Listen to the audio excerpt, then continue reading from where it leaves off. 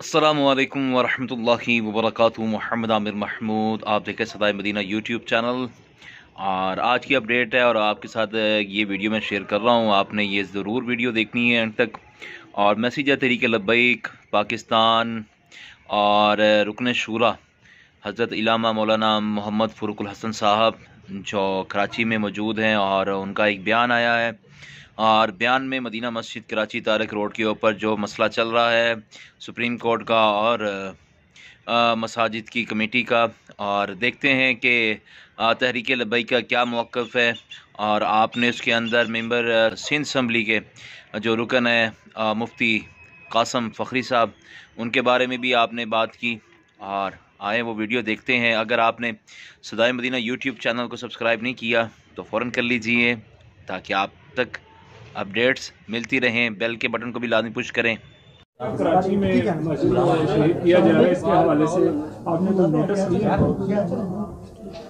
بسم اللہ الرحمن الرحیم۔ دیکھیں جی، سب سے پہلے تو سندھ اسمبلی کے اندر ہمارے جو امیر ہیں کراچی کے بھی اور ایم پی جناب مفتی محمد قاسم فخری صاحب، انہوں نے واضح طور پہ موقف دیا ہے کہ کوئی بندہ یہ تصور بھی نہ کرے کہ اس طرح مسجد پہ حملہ ہوگا تو ہم خاموش تماشائی بن کے دیکھتے رہیں گے۔ تو میرے خیال میں یہ ایک واضح پیغام ہے، سمجھدار کے لیے اشارہ کافی ہے، اور ان تمام لوگوں کو جو یہ سوچ رہے ہیں کہ پاکستان میں مذہبی معاملات اور دینی معاملات میں مداخلت کر کے وہ اغیار کو خوش کریں گے اور قوم جو ہے وہ تماشائی بن کے بیٹھی رہے گی، ایسا بالکل بھی نہیں ہے۔ یہ پاکستان رسول اللہ کے نام پہ بنا ہے، تو یہاں پہ رسول اللہ کے دین کی، اور جہاں رسول اللہ صلی اللہ علیہ وسلم کے دین کی وجہ سے جن مقامات کی عزت اور حرمت ہے ان کا تحفظ کیا جائے گا۔ لیکن سر، ماضی میں دیکھا جاتا ہے کہ اس طرح کے احکامات زیادہ جلدی مانے جاتے ہیں، اس حوالے سے کیا کہیں گے؟ دیکھیں جی، یہ تو دوہرا معیار ہے اور یہ منافقت ہے کہ اگر اس طرح کے احکامات اگر آتے ہیں کوئی سینما کے بارے میں، یا پھر آتے ہیں کوئی شراب خانے جوا خانے کے بارے میں، تو وہاں پہ اسٹے چلتے رہتے ہیں اور بڑا عرصہ چلتے ہیں اور ان کی سنی بھی جاتی ہے۔ لیکن جس وقت کوئی دینی معاملہ ہو تو اس وقت سب کی پھرتیاں دیکھنے والی ہوتی ہیں۔ یہ تو ان لوگوں کو جو بڑی کرسیوں پہ بیٹھے ہیں اور دینی معاملات کو کچھ بھی نہیں سمجھتے، یہ انہیں خوف خدا آنا چاہیے اور شرم آنی چاہیے کہ وہ جس منصب پہ بیٹھے ہیں اس حساب سے وہ بات نہیں کرتے۔ آج آپ نے UC 93 کے آفس کا افتتاح کیا، تو کہ یہ کس کس جگہ پہ آپ کر رہے ہیں؟ پورے پاکستان میں، پورے پنجاب میں؟ جی، پورے پاکستان میں جس تیزی کے ساتھ تحریک لبیک یا رسول اللہ کا کام بڑھ رہا ہے، خاص طور پہ امیر محترم کی رہائی کے بعد،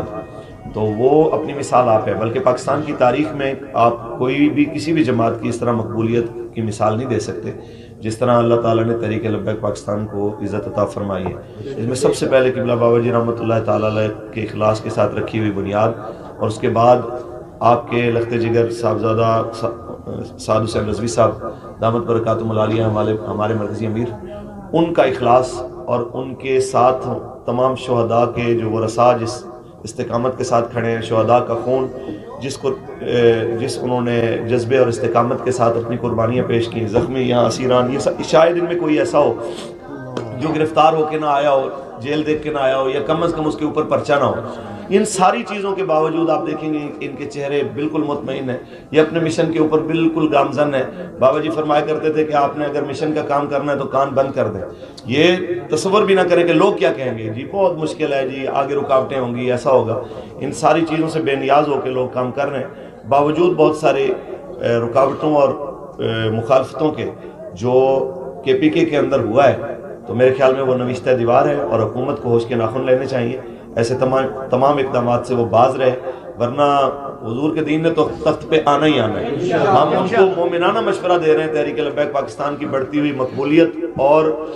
حکومت وقت کی گرتی ہوئی مقبولیت، یہ اس چیز کی نشانی ہے کہ قوم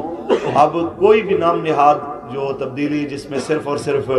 وعدے ہوں، نوکریوں کے، گھروں کے، لیکن اس کے اندر حقیقت میں کچھ نہ ہو، ان سے بالکل سیراب ہو چکی ہے، بالکل سیر ہو چکی ہے۔ اب قوم جو ہے وہ حقیقی معنوں میں رسول اللہ کا دین چاہتی ہے، حقیقی معنوں میں عدل و انصاف کا دورہ چاہتی ہے، حقیقی معنوں میں وہ قائد کا پاکستان چاہتی ہے جس کا نعرہ تھا پاکستان کا مطلب کیا، لا الہ الا اللہ، دستور ریاست کیا ہوگا۔